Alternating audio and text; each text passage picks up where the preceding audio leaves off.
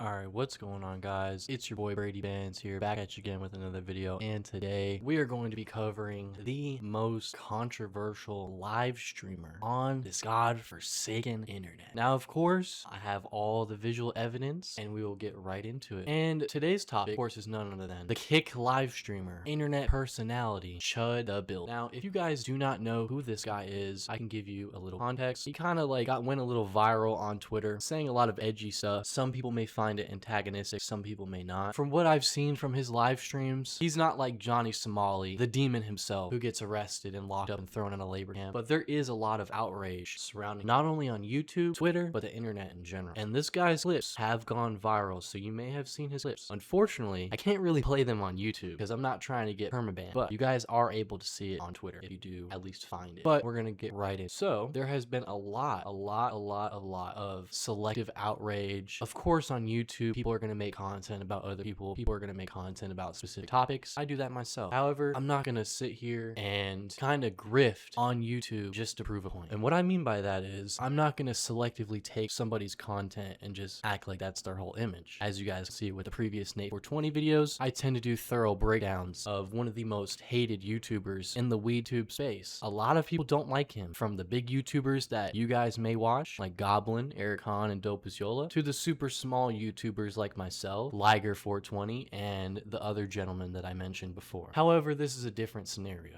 We're talking about a person who went viral on Twitter with his clips, transitioning onto Kick, a platform, a newly semi-new created platform for streaming, that some people have an argument for, that they pay creators to stream on their platform just to be violent or just to be antagonistic. Like, they like the drama and the traffic that everybody gets, not only from their content, but to the site as well. And keep in mind, this is the same platform that allowed people to not only kill people on Kick, there has been people that have literally died on the platform, I believe twice. Of course, this is the same platform that allowed Raja Jackson, who is Rampage Jackson's son, 25. They had no problem with Raja Jackson going into a wrestling event, even though he was allowed to be there, and physically assaulting a man to the point of him losing consciousness. And of course, we have the whole Johnny situation. I will call him Johnny Salami because he is going to get sliced up. I mean, he is in a labor camp in Korea, so who knows? He's just going to be picking cabbage all day. However, we have to get right into it. Like I said, there has been fake outrage all across YouTube about ChudTheBuilder, not only on YouTube, but the internet as well. A lot of people on Reddit are calling him out, and this is over the course of months and recently within these past 4 or 5 days. So he's widespread on the internet at this point. There's no dispute upon it. It's just a matter of, is this content allowed or is this content not allowed? And you can make the argument for both arguments. However, we have to at least look at this in a wide lens instead of being super select. But the people that did have all the outrage, all the hate, even giving him threats to his life, they kind of won the battle because unfortunately he has been banned, and he has been given a 3-day ban on Kick. It could be escalated to a permaban, and I actually did some due diligence. The appeal, of course, was declined, so he's basically permabanned on Kick as of right now. He can't stream, he can't really make any money. He does have a give send go that was widespread all over X, which he raised half of his goal of 100,000 for, about 48,000, which is, it's redeemable. So you have people that are actually supporting him in a sense due to the fact that he got doxxed from his business. He's been getting death threats within his small town community, or metro community, I would say. That's a better description. So he's been getting death threats. He's been getting doxxed from his business and home. Of course, people have found out his kid and all this. So he's been getting all sides of the internet on his ass, right? And of course, you have people that still somewhat support him in the Twitter replies, and of course with a give send go. So you have people that actually want to see him win in a sense. On top of, you have the people that are just demeaning him non-stop on the internet. Of course, calling him a racist grifter, all the buzzwords that you could see coming a mile away. However, this is still the same guy that has almost 200K on X. A lot of people are telling him to stream on Twitter or go to Rumble. And based on his public tweets to Kick, adding them directly, I really don't think that he will probably be allowed back on the site. Just the way that he's going about it. I understand you could be frustrated and irritated all you want to with a platform or a particular platform, but if you do want to continue on that platform and at least stream, you have to be somewhat respectable. You can't just dog them publicly online. So there is a little bit of a catch-22 here, and I want to ask you guys down in the comments, is this selective outrage? Like, are people picking and choosing what to to be mad about, or is this actually granted criticism? Now, I'm in the middle with this. Of course, he could go a little different route with the way that he's presenting himself and the way that he's presenting his arguments, especially around people that are ultimately going to hate him regardless. So, in that essence, it really bites him in the ass to be super abrasive and super just acting like an asshole, because that's how it comes off to the outside perspective. Now, you could also make the argument that he's not really doing anything wrong. I've watched his live streams, so it's not like I'm sitting here just going off of clips. He's actually had some positive interactions, and this isn't straw picking or cherry picking. He's had some positive interactions, not only with people that he antagonizes, but with people in general. So this is probably just another case of people clipping up content and pushing out a specific narrative that is supported by that clip. And unfortunately, that is the era that we live in terms of an online community or just a content creating community as a whole.